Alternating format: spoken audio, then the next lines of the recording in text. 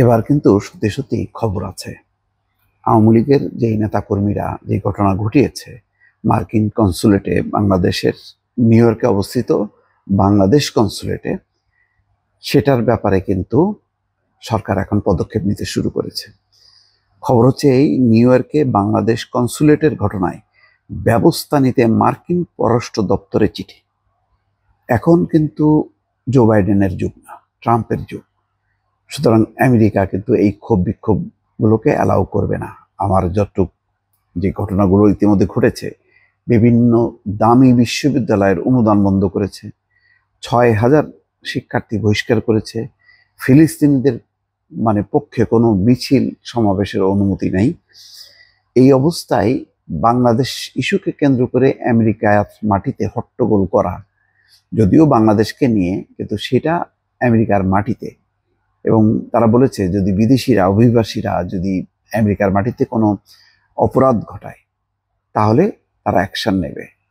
তারা ওই অভিবাসীদের কাগজ বাতিল করে স্বদেশে পাঠাবে, আটক করবে, সেখানেও আইনগত ব্যবস্থা নেবে এবং একই সঙ্গে তাদেরকে তাদের দেশ থেকে বহিষ্কার করবে। এখানে পরিষ্কার একটা, এই দেখেন ছবিটা দেখেন,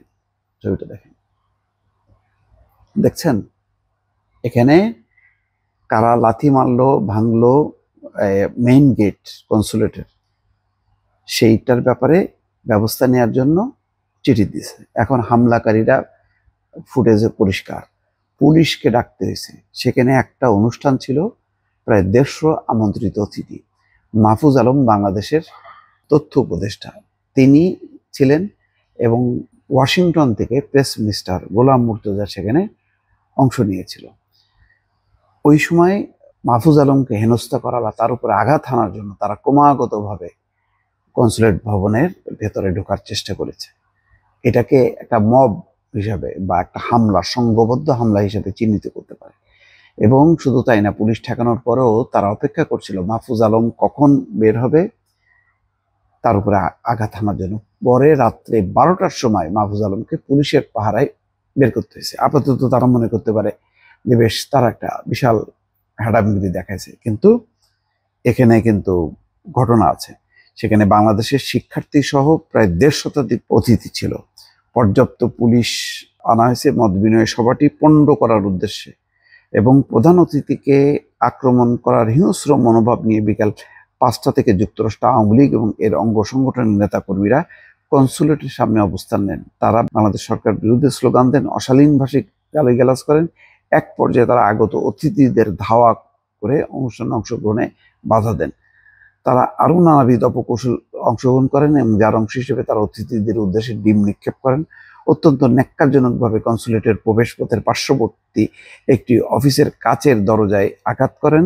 এতে দরজায় ফাটল ধরে। পুলিশ দুষ্কৃতিকারীদের এই ধরনের ধ্বংসাত্মক কাজে বাধা দেয়, কয়েকজনকে আটক করে। দুষ্কৃতিকারীদের এই ন্যাক্কারজনক ধ্বংসাত্মক কার্যক্রমে স্থির চিত্র এবং ভিডিও ফুটেজ প্রমাণ হিসেবে ইতিমধ্যে পুলিশের কাছে দেওয়া হয়েছে। তারা এই ব্যাপারে যথাযথ আইনগত ব্যবস্থা গ্রহণ করবে। ফলে এইটা কিন্তু সেই আমেরিকা নেই যে যা খুশি তাই করা যাবে, বিক্ষোভ করা যাবে। এটা হচ্ছে ট্রাম্পের আমেরিকা। ট্রাম্পের আমেরিকা অভিবাসীদের কতখানি ক্ষোভ বিক্ষোভ তারা তাদের দেশের মাটিতে করতে দেবে, এটা কিন্তু প্রশ্ন সাপেক্ষ।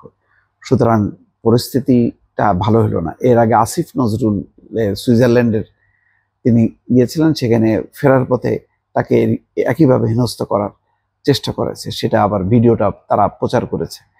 তো ঠিক আছে, ইউরোপের ওই দেশগুলো আরো অনেক উন্নত গণতন্ত্র, কিন্তু এখন মার্কিন যুক্তরাষ্ট্রের গণতন্ত্র তো প্রশ্নবিদ্ধ। সেখানে এই ধরনের স্বাধীনতা অভিবাসীরা পাবে কিনা, এবং যেখানে আনুষ্ঠানিকভাবে বাংলাদেশ সরকার চিঠি দিয়েছে, ফলে বিষয়টা কিন্তু একটু জটিল হয়ে গেল।